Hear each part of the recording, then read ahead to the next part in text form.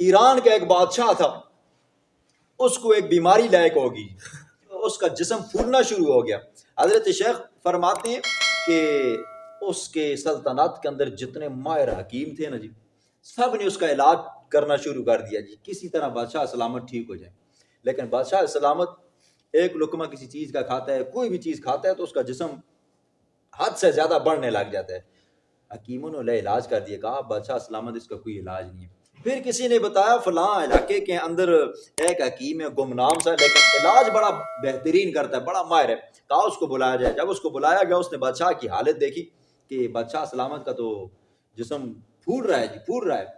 اب دیکھیں جی، بعض بندوں کے یہ مزاج ہوتے ہیں جی، بعض بلغمی قسم کے ہوتے ہیں، بعض صفراوی قسم کے، بعض وہ ہوتے ہیں نا جی جو 5-6 ڈشیں بھی کھا لیں نا جی چاولوں کی نا، پتہ نہیں چلتا جی چاول کدھر گئے۔ بعض وہ ہوتے ہیں نا جی صرف ایک نوالا مارے نا، بندہ سمجھتا ہے وہ کدھر سے کدھر پہنچ گئی، پیٹ آگے بڑھ جاتے ہیں جی۔ اب وہ بادشاہ سلامت کے ساتھ یہ معاملہ بن گیا جی۔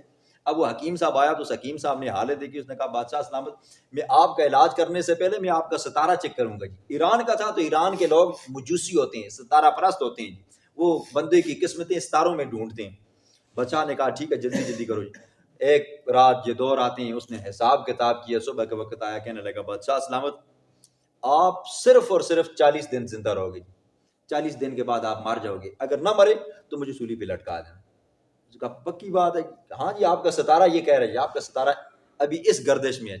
اب بادشاہ کو پتا چلا نا جی 40 دن کے بعد میں مر جاؤں گا، بادشاہ کی وہ راتوں کی نیند اڑ گئی، وہ جو عیش عشرت تھی نا آٹومیٹک ختم ہوگی، وہ جو کھانے پینے تھے نا جی وہ بھی ختم ہو گئے۔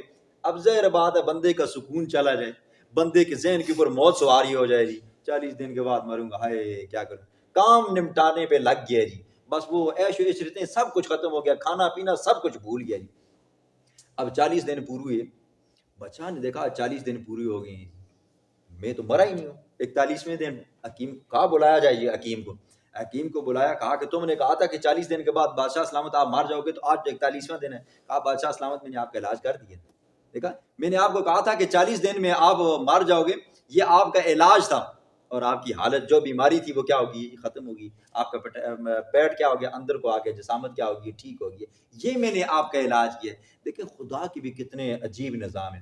اگر اللہ بندے کو بتا دیتا نا کہ فلانا بندہ فلاں سال میں اتنے سالوں کے بعد اتنے مہینوں کے اندر اتنے وقتوں کے اندر اتنے لمحے کے اندر اور فلانے گاؤں کے اندر یہ مر جائے گا، تو ہمیں اگر اس بات کا علم ہوتا نا تو آج ہمیں ایک دوسرے پوچھتے نا اور کیا حال ہے، نہیں کہنا بس یار سال رہے گا مرنا والا جی، اور کیا حال ہے بس ایک ہفتہ رہے گا مرنا والا، بندہ مرنے سے پہلے مر جاتا ہے جی۔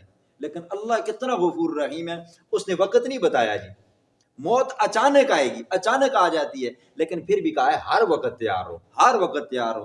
جو بندہ موت کی تیاری میں رہتا ہے نا جی، اللہ کرتا ہے اس کی جتنی مشکلیں ہوتی ہیں یہ بھی آسان ہو جاتی ہیں، بندے کو گناہ کرنے کا موقع نہیں ملتا۔ اگر گناہ ہو بھی جاتا ہے نا جی، بندہ نادم ہو جاتا ہے، بندہ توبہ کرتا ہے، وہ گناہ بھی کیا ہو جاتا ہے جی، ختم ہو جاتا ہے جی۔